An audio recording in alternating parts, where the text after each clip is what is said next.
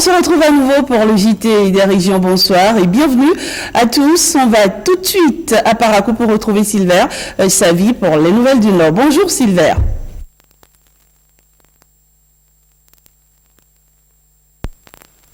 Bonsoir, merci de retrouver l'actualité dans le Nord Bénin.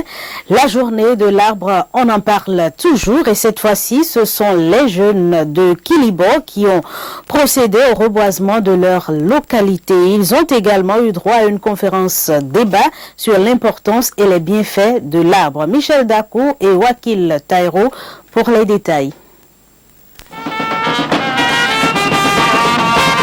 Kilibo va à la conquête de son couvert végétal.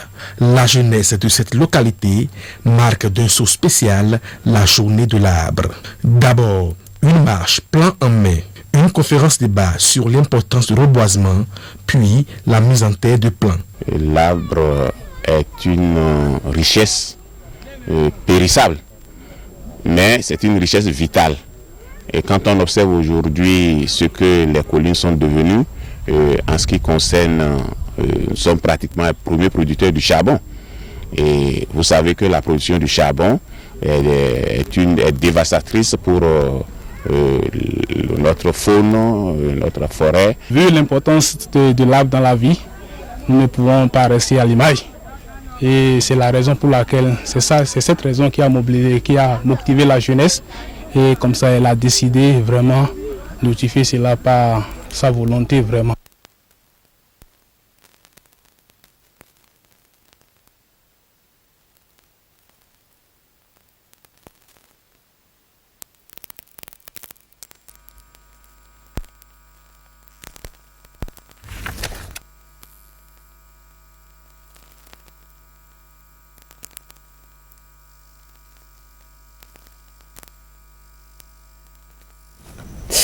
Voilà, quand la SBE se mêle au JT des régions, ça donne ce que vous venez de voir. On se retrouve, on ralliera certainement Parakou avant la fin de cette édition. Juste un petit tour à Boyko où nous parlons de l'inauguration, d'une inauguration d'infrastructures. Voilà, c'est à Dassa, Zoumen, une initiative de l'association MJ pour l'enfance en partenariat avec la fondation Adjavant Sébastien Germain. L'objectif est d'œuvrer pour le mieux-être des populations de cette commune. On retrouve Gilles Dansou et Ernest Tétégo. Améliorer les conditions de vie des personnes démunies et surtout des enfants, tel est l'objectif de l'association MJ pour l'enfance. La commune de Dassa-Zoumet bénéficie de la générosité de cette association. Des infrastructures scolaires et sanitaires sont mises à la disposition des populations et ceci avec le partenariat de la fondation Adjavant Sébastien Germain. Le maire de Dassa-Zoumet exprime sa gratitude. Je suis très ému parce que il y a 9 ans, j'étais passé ici constater dans la région que les enfants n'allaient pas à l'école. C'est là, il faut saluer l'initiative heureuse de la fondation Adjavant Sébastien Germain qui s'est allié judicieusement le partenariat de l'association Michel Gestin pour l'enfance, dont Michel en est le président. Au nom des populations, encore une fois, merci. Ce geste a un sens, faire reculer les frontières de la pauvreté. Ces joyaux sont financés par l'association MJ pour l'enfance à hauteur de 20 640 372 francs CFA pour les modules de salle de classe plus bureau magasin entièrement équipés plus 4 latrines et à 27 806 838 francs CFA pour le bloc du centre de santé. Nous espérons vraiment compter sur tous les utilisateurs de cette école et de ce centre de vie pour son entretien et sa fréquentation.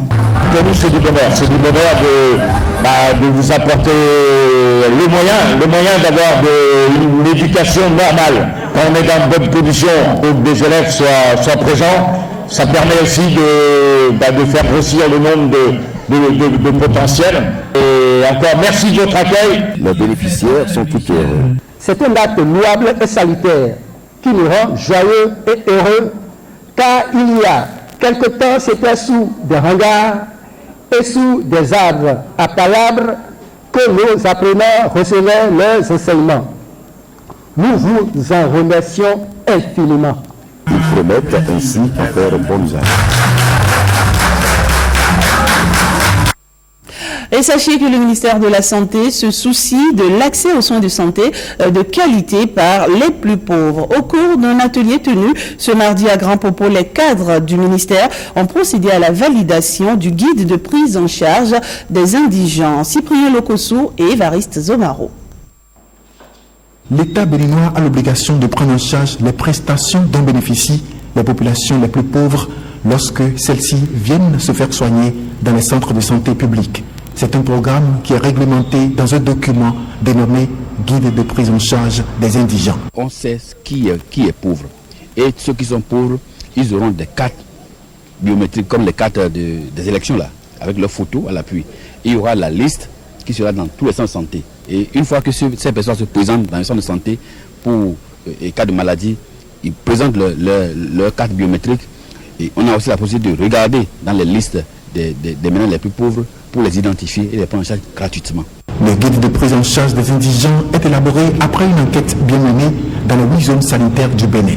Cet atelier de Grand Popo est l'occasion pour les cadres du ministère de la Santé d'apprécier.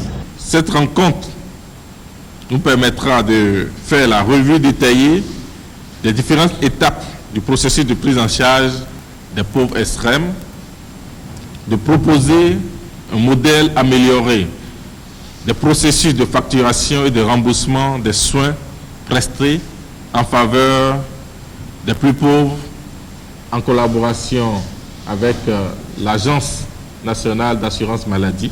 Le guide de prise en charge des indigents donne la chance aux plus pauvres de bénéficier des mêmes soins de santé comme les riches. En attendant, peut-être d'établir la liaison avec Parakou, faisant un petit tour à Porto-Novo. Nous retrouvons tout de suite Guillaume Aviano pour les nouvelles de Lomé et du Plateau. Bonjour Guillaume. Mesdames, Messieurs, bienvenue aux nouvelles des départements de Lomé et du Plateau de ce jeudi. Eh bien, il y a plus d'un an de cela, les populations ont été témoins de cette opération. La municipalité de Porto-Novo s'est lancée en effet dans une campagne de curage des caniveaux, cela pour prévenir d'éventuelles inondations dans la ville, du moins selon les services techniques de la municipalité. Suivons le reportage. Des travaux de cuirage de caniveaux sur l'axe Nadjor-Kachi à Porto-Novo. En ce début de saison de pluie, la municipalité a initié les dits travaux pour éviter aux usagers de l'axe certains déconvenus. Et ne pouvant pas démarrer sur tous les tronçons de la ville, nous avons priorisé des axes critiques, comme par exemple l'axe sur lequel nous sommes, l'axe École normale supérieure, Carrefour Adra de Kodi, l'axe Adra de Kodi, Carrefour Sadoyon, Grand Marché, et puis le Grand Marché est à Gransa, le quartier à Gransa. Dans le rang des riverains, on applaudit la municipalité qui a su anticiper. Les pluies riment souvent ici avec toutes sortes de désagréments.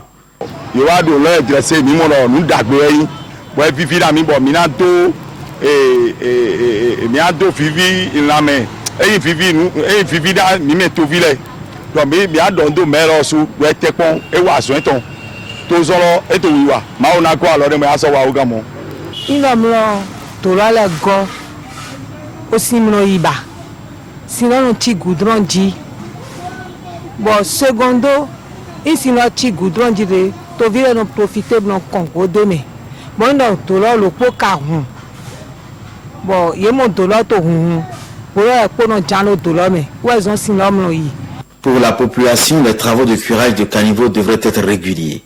Elle se désole de n'avoir vu ses ouvriers et leurs camions à l'œuvre qu'un an plus tôt. La municipalité accusée d'immobilisme se défend. S'il y a un endroit, vous savez qu'il y a un frein, l'eau ne pourra plus circuler pour tous ceux qui seraient en amont de l'ouvrage. Donc, de l'amont vers l'aval, ça doit être libre et drainer effectivement l'eau. Donc, si j'ai un mot à dire, si quelque chose est attendu de ces contribuables, c'est que ce n'est pas destiné pour cet usage. Les gens doivent éviter de verser et tout le reste des nourritures dans ces caniveaux-là. Ce n'est pas fait pour ça. Outre les travaux de curage, les services techniques de la municipalité de Porto-Novo promettent de procéder sous peu à la réhabilitation de tous les ouvrages d'assainissement endommagés de la ville. Ils invitent cependant leurs concitoyens à plus de civisme pour la pérennité de ces ouvrages. Et puis, les membres de la MODEC étaient en assemblée générale annuelle en fin de semaine écoulée à Porto Novo, une occasion pour eux de réfléchir sur des perspectives d'augmentation de la surface financière de cette institution de microfinance. On suit le reportage. Des sociétaires de la MODEC, la mutuelle organisée pour le développement de l'épargne et le crédit, se retrouvent à Porto Novo pour l'assemblée générale annuelle de la structure. La MODEC, l'un des 45 systèmes financiers décentralisés du consortium Alafia, ouvre le bal des assemblées générales prévues pour ce mois de juin, délai de rigueur, et cela sous le thème « Pour la pérennité de la MODEC, poursuivons nos actions ». Acteurs, c'est-à-dire membres, travailleurs et dirigeants de la MODEC, ou partenaires, nous avons suivi ou participé, chacun à son niveau, aux activités de la MODEC jusqu'à ce jour. C'est pour cela que nous avons jugé bon de vous inviter à la présente Assemblée générale. Et comme toujours, vous avez répondu présent à notre appel. La présente Assemblée générale coïncide avec les 18 ans de la MODEC, l'âge de la maturité donc. La mutuelle organisée pour le développement de l'épargne et le crédit, déjà implantée à Porto Novo et dans l'Ouémé, doit étendre ses tentacules aux autres départements du pays pour rester collé au thème de cette Assemblée générale, fait observer le consortium Alafia. Je voudrais très sincèrement vous inviter à une plus forte mobilisation de l'épargne. Car c'est l'épargne qui va permettre à la MODEC d'avoir les moyens de réaliser sa politique. Donc faites adhérer les gens de votre voisinage, mais vous-même faites un effort pour accroître votre épargne dans les livres de la MODEC. Attirer plus de sociétaires, continuer avec la même rigueur dans les recouvrements et faire de la bonne gouvernance un leitmotiv, telle devrait être la philosophie de la MODEC si son ambition demeure celle de devenir une structure de microfinance à l'échelle nationale, estime ses pairs. Dernier sujet de notre intervention depuis Porto Novo, créée le 28 juin 1965, la paroisse Sacré-Cœur de Porto Novo a eu 50 ans en 2015. La messe marquant la fin de l'année jubilaire a été célébrée ce dimanche 5 juin 2016 par l'évêque de Porto Novo, Aristide Gonzalo. Le point de la célébration dans ce reportage qui porte la signature de Olive Ousoué. Une possession sur la cour de la paroisse Sacré-Cœur de Rwanda avant le démarrage de la messe marquant le 50e anniversaire de la paroisse. Créée en 1965, la paroisse Sacré-Cœur de Rwanda à Porto Novo a eu 50 ans le 28 juin 2015, jour du lancement des festivités de ce jubilé d'or. Et pour cette messe, marquant la fin des manifestations de cette année jubilaire, il est revenu à l'évêque de Porto Novo, Monseigneur Aristide Gonzalo, de relancer les fidèles sur la route de la nouvelle évangélisation, conformément au thème de la célébration Sacré-Cœur de Jésus, source de grâce et de miséricorde pour la nouvelle évangélisation. 50 ans, 2 fois 25 ans, l'âge de la maturité. 50 ans, le symbole de l'espérance. 50 ans, le symbole du pardon de la Pentecôte. 50 ans, le symbole de la joie et de la fête selon la Bible. Au cours de cette célébration, on parle de la charité et on rend hommage aux bâtisseurs de l'Église. Je suis héritier de l'immense tâche abattue par mes vaillants prédécesseurs et des fidèles laïcs engagés de cette paroisse, que ceux qui parmi eux ont déjà rejoint la maison du Père reçoivent l'héritage de la vie éternelle. Après 50 ans, nous sommes en train de faire un point aujourd'hui pour dire le chemin parcouru vers notre Seigneur, comment nous l'avons fait, qu'est-ce que nous avons réalisé, qu'est-ce qu'il reste à faire. Parce que cette marche-là n'est pas une marche terminée. La commémoration des 50 ans de la paroisse Sacré-Cœur de Rwanda, c'est une série d'activités étalées sur une année pour l'affermissement de la foi des fidèles. Voilà, mesdames, messieurs, c'est l'essentiel des nouvelles à retenir en provenance des départements de Lomé et du plateau de ce jeudi. Merci de nous avoir suivis. Voilà, merci Guillaume, merci d'être venu en direct. Dans cette édition, on retrouve Parakou qui est à nouveau en direct dans ce JT des régions. Sylvain, quelle est la suite des nouvelles du Nord en espérant que la liaison cette fois-ci ne sera pas interrompue?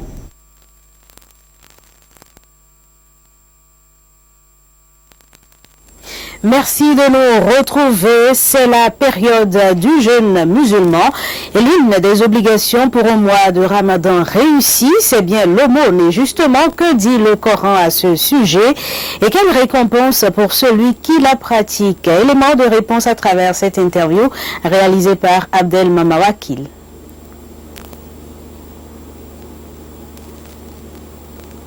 Islam, d'abord, il faut connaître c'est quoi le mois de jeûne.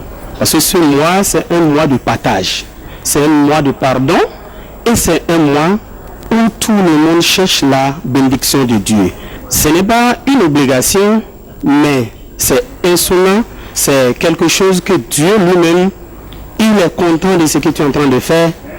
Et ce qui est encore bon dedans, les autres que tu es en train de donner, peut-être ils sont dans les besoins. Et c'est ça qui est en train de t'amener à augmenter ta foi et avoir la bénédiction de ce que toi tu es en train de partager. C'est vrai que ce n'est pas, il ne faut pas attendre dans le mois de jeûne avant de partager, mais c'est plus récompensé. Le fait de faire du bien, d'abord, ça c'est le sens même, le vrai sens même de l'islam. L'islam est arrivé pour sauver l'humanité, pour faire la concorde, l'unité, la cohésion et le bien-être. Donc ça, pour le bien-être, il faut faire du bien à son prochain, en commençant par les proches, les parents, les frères, les amis et aussi les voisins. Ça, c'est une obligation pour ceux qui en ont les moyens. Mais celui qui n'en a pas le moyen n'est pas obligé. Sur un autre plan, pourquoi les tenanciers de bar versent-ils des redevances au Bubedra? Entendez, Bureau béninois du droit d'auteur, et à quelle fin sont destinés les fonds récoltés? Wakil Taïro et Michel Dakou se sont intéressés à la question. Plusieurs ont vu leur matériel de sonorisation et autres équipements saisis par le Bubedra pour non-paiement de redevances. D'autres, par contre, arrivent à négocier des formules assez souples avec le Bureau béninois du droit d'auteur pour s'acquitter de leurs obligations. Les tenanciers de bar, consommateurs par excellence des œuvres d'artistes musiciens, ne comprennent pas toujours le bien fondé d'une telle charge alors qu'ils font déjà face aux impôts et autres tasses. Toute personne physique ou morale, publique ou privée, qui utilise une œuvre de l'esprit doit payer une redevance. En fait, la redevance, ce n'est pas un impôt, ni une taxe. C'est juste un forfait que le Bubedra prend auprès de ses usagers. C'est-à-dire les usagers, ceux qui utilisent le son, surtout le son, la télé ou bien la radio. Trop exorbitant comme prélèvement, estiment certains tenanciers. D'autres, par contre, n'y voient qu'une nébuleuse. Dans Parakou, là, je ne pense pas que les artistes atteignent 200. Mais il y a plus de 2000 buvettes. À ce comprenant, peut-être 80 000 ou 50 000 par buvette par an. Bon, je ne sais pas qu'est-ce qu'ils font avec l'argent de la Bubedra. En réalité, pour moi, ça me fait mal. Lorsque nous collectons les sons, nous faisons le recouvrement auprès des bars et des buvettes, auprès des usagers. Nous versons ça dans le compte du Bubedra. Et il y a un logiciel qui procède à la répartition de ces sous que nous récupérons aux ayants droit, c'est-à-dire les artistes. Le Bubedra est un établissement à caractère culturel, sous tutelle du ministère de la Culture, de l'Artisanat et du Tourisme. Sa mission, protéger et défendre les auteurs béninois d'œuvres littéraires et artistiques. Et puis le comité préparatoire des manifestations du centenaire de décès de Bioguerra était mercredi au cabinet du préfet des départements du Borgou Alibori. Objectif, exposer les activités prévues pour la célébration de ce centenaire. Clément Houillon et Nestor Sella pour le compte rendu. Plus qu'une audience, c'était une occasion pour les deux autorités d'échanger sur comment réussir le centenaire de ce héros national, Feu Bioguera. Nous avons voulu quitter, le comité a voulu quitter le cap de la commune pour venir au niveau de la préfecture, voir l'autorité pour lui soumettre l'idée des manifestations et pour marquer les 100 ans de la mort de Bioguera. Et dans le cadre des préparatifs, il a été prévu la construction des monuments impressionnants et commercialisables. Et 3 sont prévus. Un monument à Yarillo, c'est dans la commune de Perere. Et la construction de mausolées et du champ de bataille est prévue à Baura. Et puis à Doumagnourou, il est prévu la place de l'Espoir. L'autorité préfectorale s'engage pour jouer sa partition pour la réussite de cette célébration du héros national qu'est Bioguera. Ce n'est pas l'affaire seulement de Bois, ni de Mbérete, ni de Niki seul. C'est l'affaire de tous les enfants Sangali, de tous les fils Bariba. Donc nous allons nous mettre ensemble. Nous allons programmer et je vais faire une fiche à l'autorité. Sa Majesté Roi de Boué accompagne le projet et les engagements des uns et des autres de ces bénédictions. Que Dieu nous aide à réussir. Que les mains de nos ancêtres nous soutiennent pour la bonne marche du travail.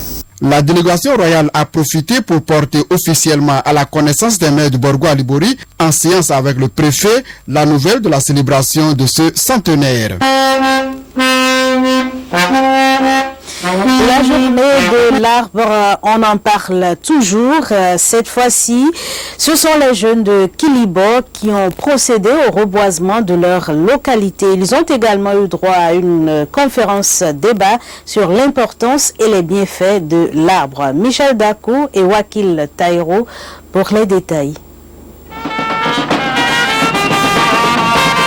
Kilibo va à la conquête de son couvert végétal. La jeunesse de cette localité marque d'un saut spécial la journée de l'arbre. D'abord, une marche plan en main, une conférence débat sur l'importance du reboisement, puis la mise en terre de plants. L'arbre est une richesse périssable, mais c'est une richesse vitale. Et quand on observe aujourd'hui ce que les collines sont devenues, en ce qui concerne, nous sommes pratiquement les premiers producteurs du charbon. Et vous savez que la production du charbon est dévastatrice pour notre faune, notre forêt. Vu l'importance de l'arbre dans la vie, nous ne pouvons pas rester à l'image. Et c'est la raison pour laquelle, c'est cette raison qui a motivé la jeunesse. Et comme ça, elle a décidé vraiment de notifier cela par sa volonté vraiment. Au total, 125 plants sont mis en terre, dont 100 millénaires.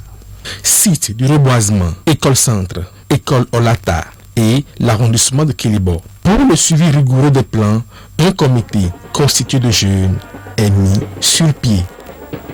Voilà, ce sont là les nouvelles de l'intérieur. Merci de nous avoir reçus. Merci Sylvain Savy d'être passé en direct sur cette édition. Ça met un terme au JT des régions de ce jour. Merci de m'avoir suivi. Je vous retrouve demain.